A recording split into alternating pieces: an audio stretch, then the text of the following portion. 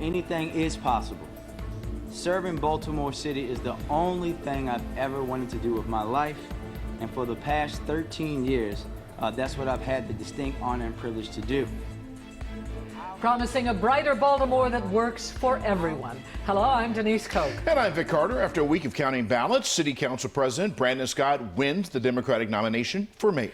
So here's a look at the results. Scott leads with 29.4% of the vote, a narrow victory over former Mayor Sheila Dixon, who has 27.7%. WJC is live. Paul Gessler on what is history making about Scott's victory over Dixon. Paul. Vic and Denise, Brandon Scott really is Baltimore's comeback kid. This time last week, he was trailing Sheila Dixon by thousands of votes. Having turned 36 in April, Scott would be the youngest person to become mayor of Baltimore.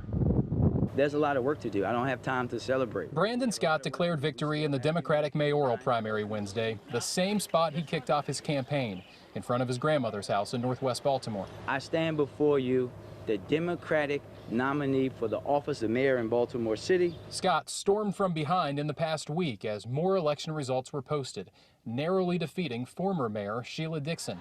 The delayed primary was mostly vote by mail, but some voters had not received ballots and faced long lines on Election Day. Scott thanked Dixon for her campaign. Thank you for showing people that Baltimore does believe in second chances, and thank you for remaining committed to the city of Baltimore. The council president went on to thank several other candidates, one of whom congratulated him this morning. Current Mayor Jack Young offered some advice to Scott. If I can help in any way, just let me know. But I'm still the mayor until December.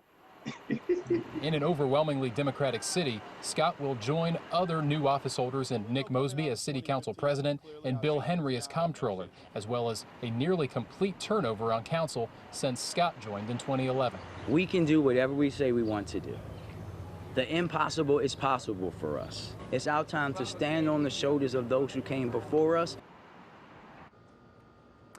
Back live now, Scott says as of this afternoon, he and Sheila Dixon had not yet talked. Mary Miller said that she called Scott this morning to congratulate him. She's currently running third. Last week, Dixon told us that she's keeping all options open, but if she lost, she would not run again. For now, reporting live tonight, I'm Paul Gessler for WJZ.